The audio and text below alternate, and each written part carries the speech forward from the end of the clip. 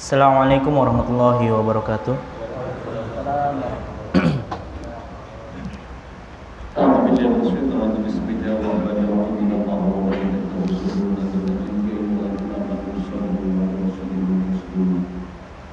Allahu Akbar, Allahu Akbar,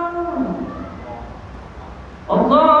Allahu Akbar. Asyhadu an la ilaha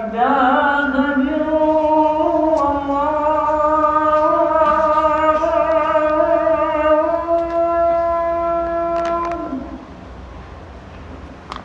Asyhadu an la ilaha illallah.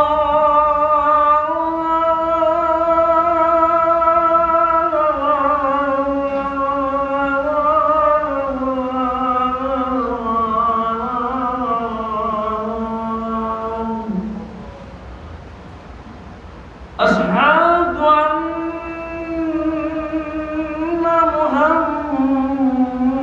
Muhammadur Rasulullah.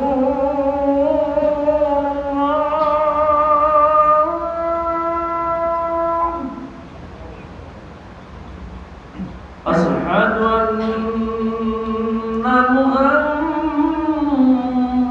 Rasulullah.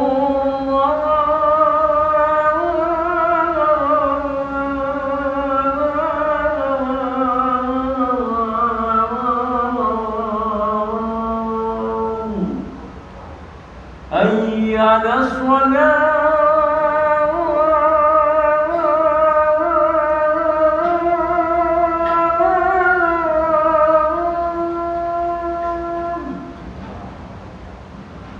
Hayya 'alas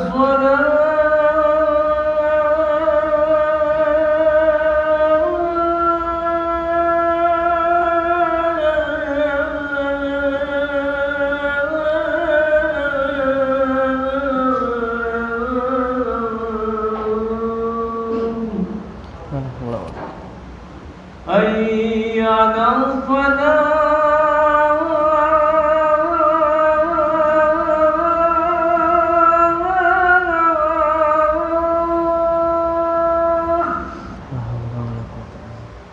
Hayya 'alal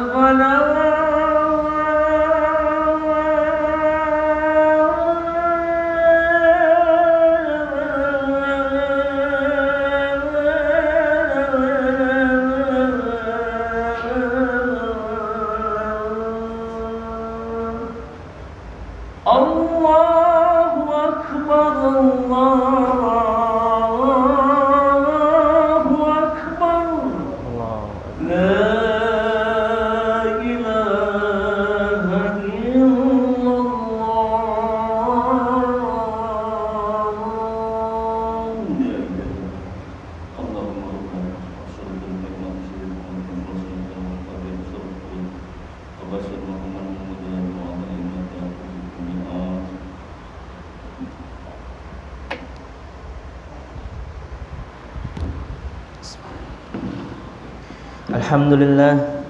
Alhamdulillahilladzi arsala rasulahu bil huda wa dinil haqq liyudhhirahu 'alad dini kullih walau karihal kafirun.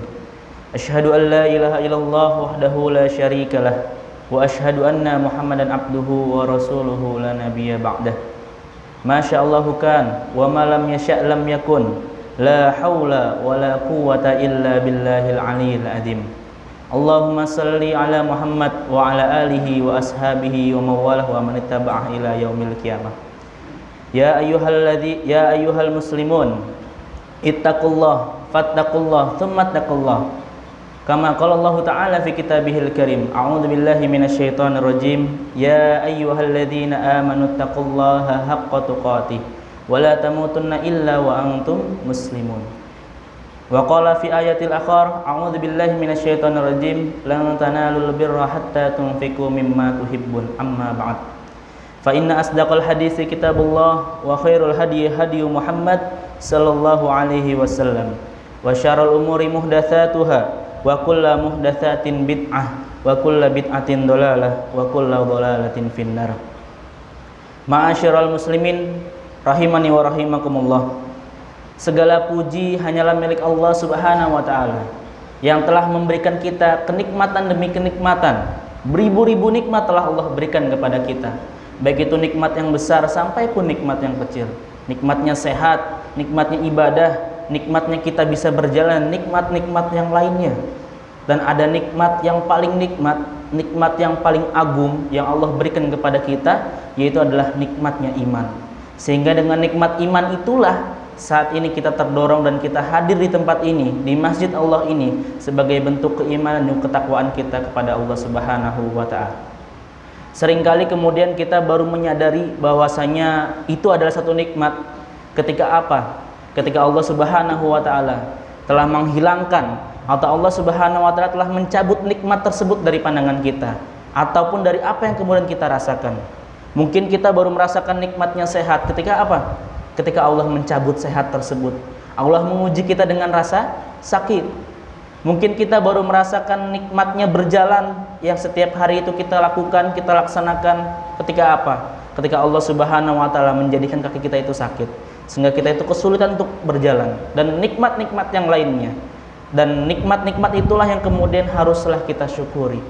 Sehingga jangan sampai kemudian kita baru menyadari nikmatnya iman, nikmatnya Islam, nikmatnya beribadah, nikmatnya amal soleh, dan nikmatnya kita saat ini berada di majelis ini, itu ketika apa? Ketika Allah Subhanahu wa ta'ala telah mencabut, ataupun Allah Subhanahu wa ta'ala telah memisahkan antara ruh kita dengan jasad kita. Na'udzubillah. Karena apa para ikhwan, bapak-bapak sekalian? Karena apa yang paling diinginkan oleh mereka-mereka yang sudah meninggal ketika mereka itu diberikan kesempatan untuk kembali ke dunia, apa yang paling mereka inginkan? Harta? Bukan. Tahta? Bukan. Hal-hal dunia itu bukan. Akan tapi yang paling mereka inginkan itu adalah ingin sholat, ingin beribadah kepada Allah Subhanahu wa ta'ala, agar bekal-bekal mereka itu semakin bertambah dan juga bertambah. Sehingga haruslah kemudian dari nikmat-nikmat tersebut, kemudian kewajiban bagi kita semua itu adalah bersyukur. Allah Subhanahu wa ta'ala telah berfirman dalam Qur'annya, yaitu Quran surat Ibrahim ayat 7, A'udzubillahi minasyaitonirrajim, wa itta'adzana rabbukum la in syakartum la azidannakum wa la in kafartum inna adzabi lasyadid. Pada ayat ini Allah memberikan dua pilihan kepada kita. Apa itu? Pilihan yang pertama itu adalah kalau kemudian kita bersyukur atas nikmat yang telah Allah berikan, Allah akan melipat gandakan nikmat-nikmat yang akan Allah berikan kepada kita. Itu pilihan yang pertama. Atau yang kedua, itu kalau kemudian kita kufur atas nikmat yang telah Allah berikan, maka apa kata Allah? Inna adabi lasyadid. Sesungguhnya azabku itu sangatlah pedih. Sehingga tidak ada pilihan lain para ikhwan, jamaah salat Jumat rahimani wa rahimakumullah, selain kita bersyukur atas berbagai nikmat yang telah Allah berikan. Kita baru jangan sampai kemudian kita baru menyadari sehat kita saat ini ketika apa? Ketika kita sakit dan juga lain sebagainya. Salawat teriring salam tetap tercurah kepada junjungan baginda Nabiullah Nabi Muhammad sallallahu alaihi wasallam. Berkat usaha, kerja keras, kegigihan beliau, sehingga saat ini kita bisa merasakan manisnya Islam. Saat ini kita bisa merasakan manisnya iman, dan saat ini kita bisa melaksanakan berbagai perintah-perintah Allah yang telah Allah perintahkan dan juga telah Rasulullah SAW contohkan kepada kita. Ma'asyiral muslimin, salat Jumat rahimani wa rahimakumullah. Marilah di hari yang mulia ini, di hari Jumat yang mulia ini, mari sama-sama kita mengambil ibroh, sama-sama kita mengambil pelajaran terhadap hari Jumat. Karena apa? Karena Rasulullah SAW pernah bersabda bahwasanya hari Jumat, hari ini, hari Jumat itu adalah salah satu hari raya bagi umat Islam. Sehingga mari kita jadikan hari Jumat ini sebagai momentum bagi kita untuk bermuhasabah berkaitan dengan keimanan dan juga ketakwaan kita kepada Allah Subhanahu wa ta'ala. Kalau kemudian kita flashback, kita menghitung waktu ke belakang, entah sudah berapa kali kita menjumpai hari Jumat, entah sudah berapa kali kita melaksanakan sholat Jumat, entah sudah berapa kali kita mendengarkan khutbah Jumat yang disampaikan, dan saat ini pun juga para ikhwan sekalian sedang mendengarkan, entah sudah berapa kali. Lantas kalau dengan hal tersebut tidak juga membuat kita semakin dekat dengan Allah, butuh berapa Jumat lagi agar kita betul-betul iman kita, takwa kita tumbuh kepada Allah Subhanahu wa taala. Karena usia dan ajal tidak ada yang tahu. Bisa jadi kemudian hari ini, hari Jumat ini adalah hari Jumat yang terakhir bagi kita, sehingga tidak ada pilihan bagi kita selain kita untuk melaksanakan ataupun segerakan dalam hal kebaikan. Tidak boleh kemudian menunda-nunda dalam hal keburukan. Imam Malik rahimahullah pernah mengatakan bahwasanya orang yang suka menunda dalam hal keburukan itu adalah salah satu dari tentara-tentara syaitan. Karena syaitan sangat senang dengan orang-orang yang suka menunda dalam hal kebaikan.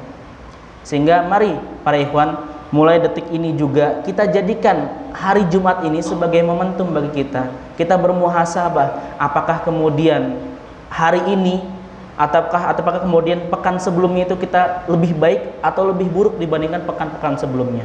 Dan juga kita bersiap-siap agar kemudian pekan depan, Jumat ke depan ini itu adalah lebih baik daripada Jumat sebelumnya.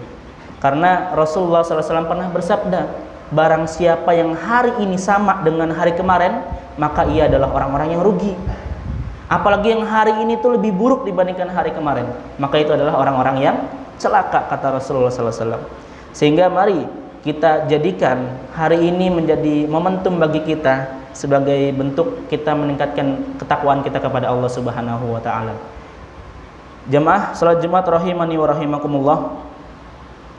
Salat Jumat ini karena sudah terlalu sering kita kemudian banyak kita laksanakan, khutbah kita dengarkan, sholat Jumat kita laksanakan, sehingga ini menjadi momentum bagi kita semua. Jangan kemudian hari Jumat ini hanya sebagai rutinitas pekanan saja. Kita kemudian berangkat dari rumah ataupun kita berangkat dari tempat kerja, kita duduk di tempat ini, kita mendengarkan khutbah yang saat ini sedang kita laksanakan. Kemudian kita nanti akan melaksanakan sholat Jumat secara berjamaah, kemudian pulang dan sudah begitu saja. Tidak ada perubahan dalam dirinya, tidak ada perubahan dalam keluarganya, dalam lingkungannya, dan lain sebagainya. Sehingga mari di hari Jumat ini menjadi momentum bagi kita untuk menjadi sarana dan momentum bagi kita untuk kita menunjukkan ataupun kita menunjukkan perubahan dalam hidup kita. Bagaimana cara menunjukkannya? Bahwasanya para ulama mengatakan bahwasanya orang yang cara menunjukkan keimanan dan ketakwaan seseorang itu terlihat pada akhlaknya. Rasulullah SAW pernah bersabda, "Ma min syai'in fil mizani athqalu min husnil khuluq." Ma min syai'in fil mizani, tidak ada yang memberatkan timbangan. Athqalu, yang paling berat, yang lebih berat, min husnil khuluq, daripada akhlak yang mulia. Sehingga mari para ikhwan sekalian, kita buktikan salat kita buktikan ibadah kita itu di dalam keluarga kita, dalam lingkungan kita, dalam masyarakat kita. Dengan cara apa? Dengan cara kita menampilkan akhlak yang mulia sebagaimana akhlak yang telah Rasulullah SAW contohkan kepada kita semua. Jamaah salat Jumat rahimani wa rahimakumullah. Pada zaman dahulu ada seorang Bani Israel yang kemudian dia itu kerjaannya itu hanya memintal ataupun hanya mengumpulkan kapas. Dari hasil pengumpulan kapasnya tersebut kemudian ia bawa ke pasar dan dijual, dan itu hanya mendapatkan 1 dirham, dan setiap hari kemudian ia lakukan. 1 dirham uang yang ia dapatkan dibawalah pulang ke rumah. Setengah dari 1 dirham tersebut itu digunakan untuk bersedekah, untuk infak di jalan Allah Subhanahu wa taala, dan setengahnya lagi itu digunakan untuk mencukupi keluarganya. Dan begitu terus menerus setiap kali beliau itu mendapatkan rezeki. Suatu ketika ia setelah bekerja keras, kemudian ketika hendak pulang, ia berjumpa dengan 2 orang yang sedang berselisih, 2 orang yang sedang berantem. Kemudian dia hampiri orang tersebut. 1 orang di antaranya itu adalah seorang penjual, dan 1 orang lagi itu adalah seorang pembeli. Seorang pembeli itu mengatakan bahwasanya aku sudah membayar barang ini 1 dirham. Akan tapi kata penjual tadi, belum, kamu belum membayar 1 dirham itu. Sehingga keduanya itu saling berselisih. Nah, karena melihat hal seperti itu, kemudian orang tadi, seorang Bani Israel ini kemudian memberikan 1 dirham yang ia miliki kepada mereka, sehingga selesailah masalah mereka. Kemudian ia pulang ke rumah tanpa membawa uang sepeser pun, tanpa membawa makanan apapun. Kemudian ia datang ke rumah dan mengumpulkan sisa-sisa kapas yang berserakan, yang itu sudah tidak layak lagi untuk dijual. Dibawalah sisa-sisa kapas tersebut setelah terkumpul ke pasar, kemudian tidak ada yang mau membeli. Kemudian berjumpa dengan seorang nelayan yang membawa ikan busuk, dan ditukarkanlah ikan busuk tersebut dengan kapas yang sudah tidak laku tadi. Ketika dibawa pulang ke rumah, Dan alangkah terkejutnya ketika istrinya tadi itu membelah ikan tersebut dan terdapat mutiara yang sangat indah di dalamnya. Kemudian mutiara tersebut dibawa ke pasar. "Hai fulan, aku memiliki mutiara ini, berapa harganya?" Kata si toko yang pertama, dia mengatakan bahwasanya ini harganya 40.000 dirham. Kaget dia, karena ini sangat indah dan sangat mahal. Saya hanya berani untuk membayar 40.000 dirham. Kalau engkau mau, ambillah 40.000 dirham ini. Akan tapi kalau misalnya engkau ingin mencari yang lebih besar, datanglah ke toko sebelah. Kemudian datang ke toko yang sebelahnya. "Berapa harga mutiara ini?" Kata toko yang kedua, 80.000 dirham. Aku hanya memiliki uang 80.000 dirham. Kalau engkau mau, ambil 80.000 dirham ini. Kalau engkau tidak mau, silahkan datang lagi ke toko yang lainnya gitu. Datanglah dia ke toko yang lainnya, dan akhirnya terjuallah mutiara tersebut seharga 120.000 dirham. Dari 1 dirham yang tadi disedekahkan, kemudian ia pulang ke rumah dengan membawa 120.000 dirham. Dan tidak sampai di situ, karena dia sudah terbiasa menginfakkan setengah dari hartanya. Ketika sampai rumah, ia menyisihkan setengahnya untuk sedekah, untuk infak di jalan Allah Subhanahu wa taala. Barakallahu li wa lakum.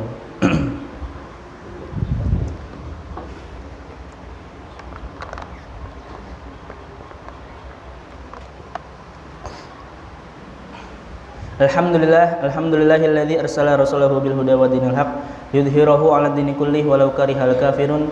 Asyhadu an la ilaha illallah wahdahu la syarikalah wa asyhadu anna Muhammadan abduhu wa rasuluhu la nabiyya ba'dah.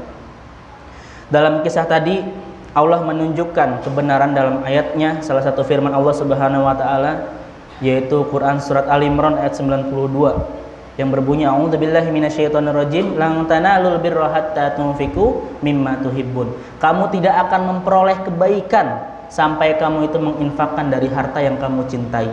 Bagi seorang Bani Israel tadi, 1 dirham itu adalah harta yang paling ia cintai. Kemudian ia sedekahkan. Karena ia mensedekahkan, kemudian Allah Subhanahu wa taala mengganti dengan berlipat-lipat ganda. Sehingga dari kisah ini menunjukkan bahwasanya selama kita hidup, selama kita masih hidup dan kita diberikan kesempatan oleh Allah Subhanahu wa taala untuk hidup, selama itu pula lah Allah yang menjamin rezeki kita. Bahkan salah seorang ulama mengatakan, kalau engkau ingin menghinakan Allah, tidak perlu kemudian dengan membakar Al-Qur'an, tidak perlu kemudian dengan menginjak-injak Al-Qur'an. Kalau engkau ingin menghinakan Allah, maka cukup dengan engkau tidak yakin besok mau makan apa, engkau tidak yakin besok mau bagaimana dan hidup seperti apa. Karena selama kita memiliki waktu yang telah Allah berikan kepada kita, selama itulah Allah Subhanahu wa taala menjamin rezeki kita. Kewajiban kita tinggallah berikhtiar, bertawakal, dan juga kita bersyukur atas nikmat yang telah Allah berikan kepada kita. Sehingga mari para ikhwan sekalian, kita jadikan infak sebagai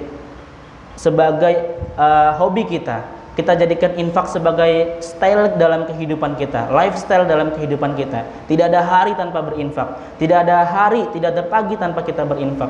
Karena Allah Subhanahu wa taala banyak sekali mengatakan bahwasanya tadi, seperti halnya tadi, lang tanalul birra hatta tunfiqu mimma tuhibbun. Kamu tidak akan memperoleh kebaikan sampai kamu menginfakkan dari harta yang kamu cintai. Bisa jadi berbagai masalah yang kita hadapi, keluarga yang bermasalah, finansial yang bermasalah, lingkungan yang bermasalah, itu bisa jadi karena kita masih terlanjur ataupun masih sangat-sangat pelit terhadap harta kita. Sehingga mari para ikhwan, kita angkat tangan kita tundukkan diri kita serendah-rendahnya di hadapan Allah Subhanahu wa taala atas berbagai dosa yang telah kita laksanakan, atas berbagai kemaksiatan yang kemudian telah kita lakukan. Mari kita tundukkan diri kita serendah-rendahnya di hadapan Allah Subhanahu wa taala. Kita mohon ampun kepada Allah Subhanahu wa taala atas berbagai dosa yang telah kita lakukan. Allahumma shalli ala Muhammad wa ala ali Muhammad kama shallaita ala Ibrahim wa ala ali Ibrahim wa barik ala Muhammad wa ala ali Muhammad kama barakta ala Ibrahim wa ala ali Ibrahim fil alamin innaka Hamidum Majid. Allahumma ighfir lil muslimina wal muslimat wal mu'minina wal mu'minat al ahya'i minhum wal amwat innaka sami'un qaribun mujibu da'wat ya qadiyal hajat. Allahumma ighfir, Allahumma a'izzal islam wal muslimin wa adhil syirka wal musyrikin. Allahumma ansur ikhwanana al muslimina wal mujahidina fi Filistina khassah wa fi buldanil mu'minina 'ammah. Allahumma ahyi muslimina wa imamahum hayatan kamilatan quwwatan ghalibatan ala kulli batil wa zalim wa faisi wa su'i wa munkar.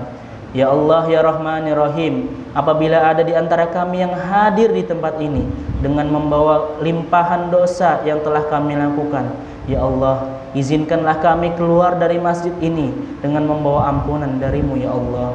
Ya Allah ya Rahman ya Rahim, lunakkanlah hati kami, lunakkanlah hati-hati kami, tenangkanlah hati-hati kami, jadikanlah kami sebagai orang-orang yang senantiasa bertaubat atas kesalahan-kesalahan kami ya Allah. Allahumma ja'alna minat tawabin. Ya Allah, jadikanlah hamba termasuk orang-orang yang senantiasa bertaubat kepadamu ya Allah. Ya Allah ya Rahman ya Rahim, apabila ada di antara kami yang hadir di tempat ini dengan membawa rasa sakit, izinkanlah kami keluar dari tempat ini dengan membawa kesembuhan darimu ya Allah. Ya Allah ya Rahman ya Rahim, apabila ada di antara kami yang hadir di tempat ini dengan membawa masalah dalam keluarga kami, dengan membawa masalah dalam lingkungan kami, lingkungan kerja kami, ya Allah, izinkanlah kami keluar dari tempat ini dengan membawa kemudahan, berbagai kemudahan darimu ya Allah. Ya Allah, apabila ada di antara kami yang hadir di tempat ini dengan membawa impian, harapan, cita-cita yang belum tercapai, izinkanlah kami keluar dari tempat ini dengan membawa jawaban dan solusi darimu ya Allah. Ya Allah ya Rahman ya Rahim, apabila hari ini adalah hari terakhir bagi kami dan tidak ada hari esok bagi kami, ya Allah, panggillah kami dengan panggilan dalam ayat-Mu ya Allah. Ya ayyatuhan nafsul mutmainnah, wahai jiwa-jiwa yang tenang, irji'i ila rabbiki radiyatan mardiyah, kembalilah kepada Rabbmu dengan penuh keriduan. Fadkhuli fi ibadi, bergabunglah bersama para hamba-hambaku. Fadkhuli jannati, dan masuklah ke dalam surgaku. Rabbana atina fid dunya hasanah wa fil akhirati hasanah wa qina adzabannar. Subhana rabbika rabbil izzati amma yasifun wa salamun alal mursalin walhamdulillahi rabbil alamin. Qimis shalah.